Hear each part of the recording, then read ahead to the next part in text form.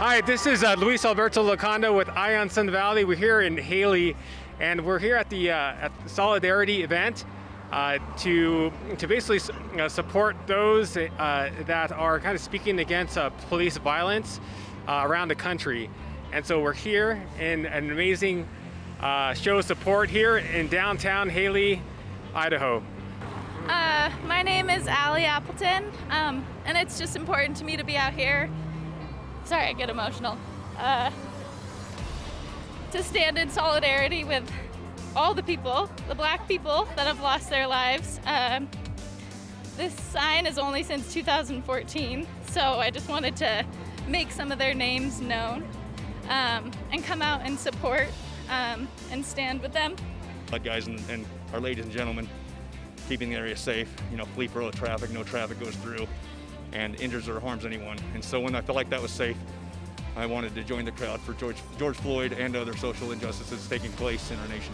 So, we know that what happens nationally bleeds over to small community, and I believe the ladies and men, the women and women of Hailey PD are on board with that, and they're helping to carry out the mission that I'm trying to establish as far as community policing, public interaction, and we'll still do our job, of course, when we have to, and take action when needed. But thank you. You all take care. Thank you.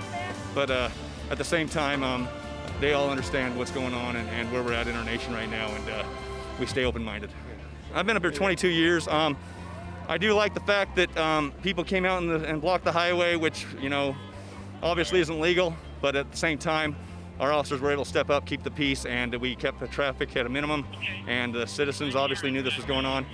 They were accommodating the other traffic goers, and we were able to handle it from there. Oh, sorry. In my lifetime, this is you got COVID-19, and now you have this, where one of the most egregious acts that I've seen a police officer commit in my life happened just over a week ago. And so with that said, I'm glad that these people were able to come out here and exhibit and peacefully protest.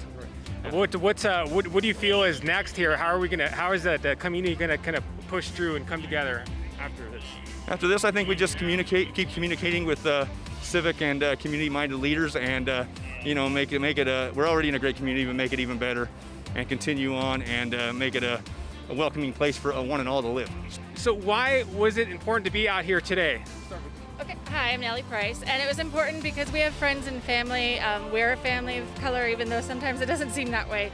And everyone needs to be protected. Things have to stop, it has to change, and we wanted to be part of that. Can you tell us your thoughts too as well? Why is it important to be out here today? I'm David Anderson.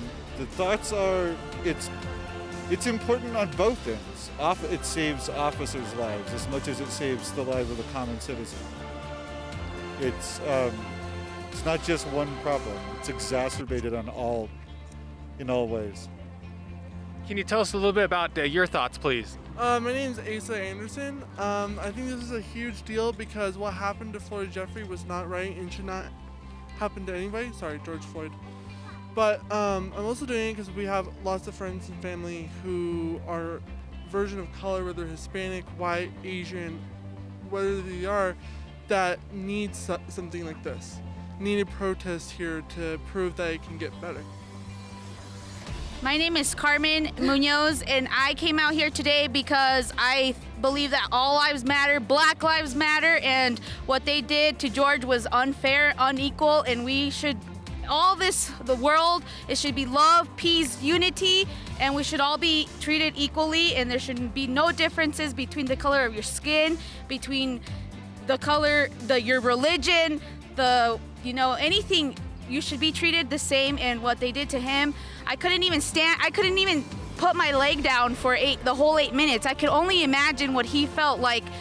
I can't even hold my breath for 30 seconds, and then imagining the weight of my leg on top of his neck, the way he had it, I couldn't even imagine that. And I came here to show my respects to his family, respects to all the Black people, just so that they know we're here with them and we're fighting for them to have all the equality that they deserve, just like everybody else.